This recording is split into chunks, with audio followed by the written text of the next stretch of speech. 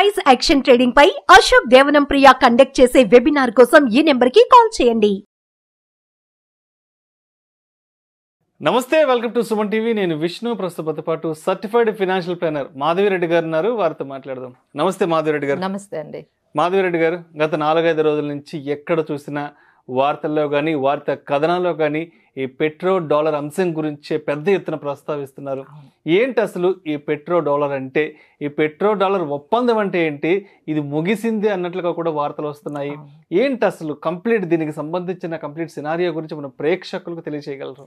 So ఇప్పుడు ఇది అన్ని ఫైనాన్షియల్ అండి, ఇది ఫైనాన్షియల్ రిలేటెడ్ అంశం కాబట్టి మనకు అన్ని ఛానల్స్లో, ఫైనాన్షియల్ రిలేటెడ్ ఛానల్స్లో బాగా ఇది ఎక్కువగా మాట్లాడుకుంటున్నారు. సో ఫస్ట్ మనం మీరు చెప్పినట్టుగా ఇది ఒక ఒప్పందం అండి. పెట్రో డాలర్ అగ్రిమెంట్ అనేది సౌదీ అరేబియాకి అండ్ యుఎస్ ఇద్దరి మధ్య 1974లో జరిగిన ఒప్పందం 50 సంవత్సరాల తర్వాత ఇప్పుడు ముగిసిపోయింది. జూన్ 9th 2024లో అది ఎండ్ అయిపోయింది. సో అసలు ఈ ఒప్పందం ఏంటంటే, సౌదీ అరేబియా మనకు తెలుసు, వాళ్ళందరూ కూడా ఆయిల్ బాగా మనకి ప్రొడక్షన్ అనేది ఎక్కువగా జరుగుతూ ఉంటుంది.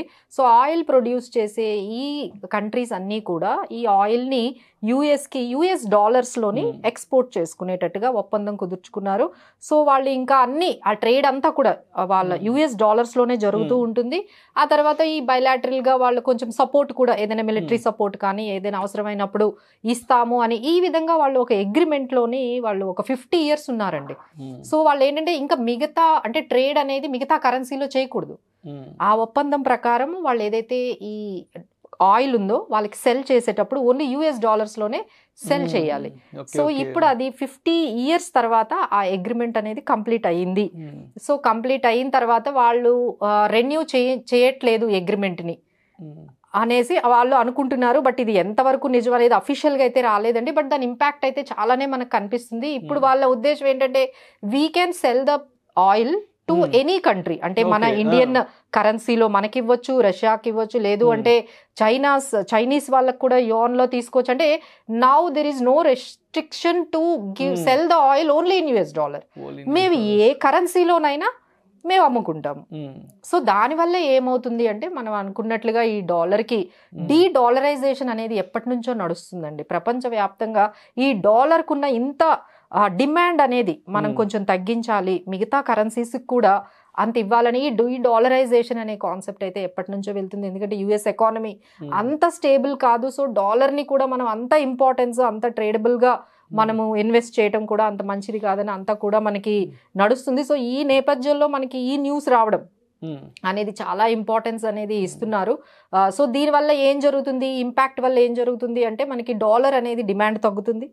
సో డాలర్ విలువ తగ్గుతుంది. దానికి రకంగా సో యుఎస్ ఎకానమీ దీన్ని ఏ విధంగా వాళ్ళు హ్యాండిల్ చేస్తారు, ఇప్పటికే డెట్స్లో ఉన్న ఆ యుఎస్ ఎకానమీ, సో యుఎస్ డాలర్కి తగ్గుతున్న ఈ క్రేజ్ని వాళ్ళు ఎలా హ్యాండిల్ చేస్తారు అనేది, దానివల్ల ఫైనాన్షియల్ మార్కెట్స్లో వచ్చే ఆ చేంజెస్ ఏ విధంగా ఉండబోతున్నాయి, ఆ తర్వాత జియోపొలిటికల్గా ఇది ఏ విధంగా టర్న్ తీసుకోబోతుంది అనేది ఒక రకంగా అయితే. బట్ దీనివల్ల ఇది కానీ నిజమైతే, అంటే ఇంకా మనకి అఫీషియల్గా అయితే ఏం కన్ఫర్మేషన్స్ వాళ్ళు ఈ అగ్రిమెంట్ గురించి కానీ, agreement renewal not to decide to renew the agreement దీని గురించి కానీ ఇంకా కన్ఫర్మేషన్స్ అయితే రాలేదండి. బట్ న్యూస్ అయితే కంప్లీట్గా ఎక్కడ చూసినా ఇదే న్యూస్ వస్తుంది. సో దీనివల్ల ఏమవుతుంది అంటే, సో ఈ పెట్రోల్ పెరిగే అవకాశం కనిపిస్తుందండి. సో పెట్రోల్ పెరిగిందంటే మళ్ళీ ఇన్ఫ్లేషన్ పెరుగుతుంది. సో ఈ విధంగా అంటే మన ఇండియా లాంటి ఈ కంట్రీస్కి అయితే, ఏదైతే ఎక్కువగా ఆయిల్ ఇంపోర్ట్స్ మీద డిపెండ్ అయిన మనలాంటి కంట్రీస్కి మాత్రం అది కొంచెం నెగిటివ్ న్యూస్ అని చెప్పాలి. But at the same time ఏంటంటే, మనం కూడా మన కరెన్సీతో ఆయిల్ని, ఇప్పుడు మనం ఓన్లీ రష్యా నుంచే మనం ఆయిల్ని మన కరెన్సీని ఇచ్చి మనం కొనుక్కుంటున్నాము. ఇప్పుడు సౌదీ అరేబియా వాళ్ళు కూడా ముందుకు వచ్చారనుకోండి, మనం మన కరెన్సీని ఇచ్చి మన డాలర్ని కొనుక్కునే అవకాశం వస్తే మన కరెన్సీకి వాల్యూ కూడా పెరుగుతుంది. సో ఈ విధంగా చాలా అయితే మార్కెట్లో అయితే వెళ్తున్నాయండి. So let's see. బట్ ఇదైతే కన్ఫర్మ్ అండి, డీడాలరైజేషన్ అనేది అయితే అంతా కూడా స్టార్ట్ అయింది. డాలర్ మీదే కాకుండా మనం మిగతా కరెన్సీస్ కూడా యాక్సెప్ట్ చేయడం, అంటే largest acceptable currency is dollar in across the globe, across the world. So దాన్ని తగ్గించాలి, దాన్ని తగ్గించి మిగతా కరెన్సీస్, ఇప్పటికే మన ఇండియన్ కరెన్సీ చాలా వరకు చాలా ట్రేడ్స్లో యాక్సెప్ట్ చేస్తున్నారు. అలానే చైనీస్ వాళ్ళ కరెన్సీని కూడా ముందుకు తీసుకొస్తున్నారు.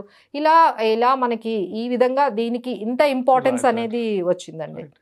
సో ఇది ఇప్పుడు అమెరికాలో నెక్స్ట్ ఒక 5-6 monthsకి ఎలక్షన్స్ రాబోతున్నాయి. ఇప్పుడు వచ్చేసి ఈ పెట్రో డాలర్ సమస్య కూడా అంటే అంటే సమస్య అని చెప్పడం అంటే కూడా ఒక ఒప్పందం కూడా అక్కడ ముగిసిపోయింది కాబట్టి అంటే నెక్స్ట్ అంటే మార్కెట్స్ పరంగా చూస్తే నెక్స్ట్ ఎన్నికలు రాబోతున్నాయి, అటు యుఎస్కి సంబంధించి ఒక మంచి రెవెన్యూ జనరేట్ అయ్యే ఒకటి కూడా అంశం కూడా పక్కన పడిపోతుంది కాబట్టి అంటే అక్కడ యుఎస్ మార్కెట్స్లో ఎటువంటి ఇబ్బందులు వచ్చే అవకాశం ఉందంటారు? సో డెఫినెట్లీ అంటే ఇప్పుడు మన ఇండియన్ మార్కెట్స్ మనకి ఇంపాక్ట్ గురించి మనం మాట్లాడుకున్నట్టయితే మనకి ఎకనామికల్గా అంటే డొమెస్టిక్గా మనం చాలా స్ట్రాంగ్గా ఉన్నాం.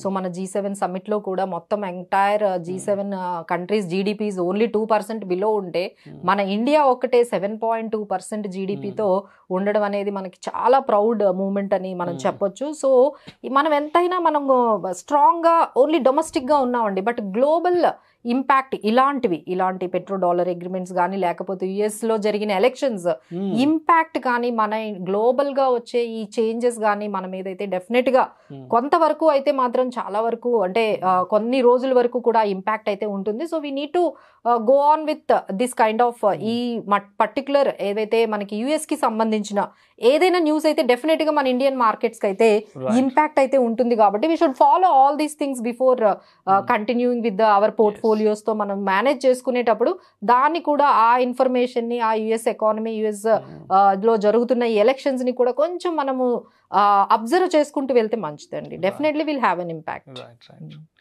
Thank you so much Madhavi Reddy గారు. ఇప్పుడు ప్రపంచవ్యాప్తంగా నలుగుతున్న సమస్య అంటే సమస్య కాదు అంశం. సో ప్రపంచవ్యాప్తంగా ఏదైతే ఒక అంశం నడుస్తుందో ఈ పెట్రో డాలర్, సో దానికి సంబంధించిన పూర్తి సమాచారాన్ని మన ప్రేక్షకులు తెలియజేస్తారు. అంటే ఇది ఒక కాన్సెప్ట్ అండి, ఇది ఇంకా కన్ఫర్మేషన్స్ అనేవి రాలేదు. బట్ ఇది మనం కాన్సెప్ట్ ముందుగా అర్థమైంది అనుకోండి, ఇలాంటి సిచ్యువేషన్ వచ్చేటప్పుడు దాని ఇంపాక్ట్ అనేది ఇప్పుడు మనం చెప్పాము, మన ఇన్ఫ్లేషన్ మీద ఉంటుంది, పెట్రోల్ మీద ఉంటుంది, తర్వాత మన కరెన్సీ మీద ఉంటుంది. సో ఆల్ దోస్ థింగ్స్ మనం ముందుగానే తెలిస్తే we can get ready for the already మనకి ఇంత వాలటిలిటీ ఉంది కాబట్టి ఇంకొంచెం బెటర్ గా మనం ఇలాంటి రిస్క్స్ ని మేనేజ్ చేయొచ్చు. Right, thank you so much Madhu Reddy గారు. Thank you. Price action trading పై అశోక్ దేవనం ప్రియ కండక్ట్ చేసే వెబినార్ కోసం ఈ నెంబర్ కి కాల్ చేయండి. సుమన్ టీవీలో మీ పర్సనల్ అండ్ బిజినెస్ ప్రమోషన్స్ కోసం కింది నెంబర్ కి కాంటాక్ట్ చేయండి.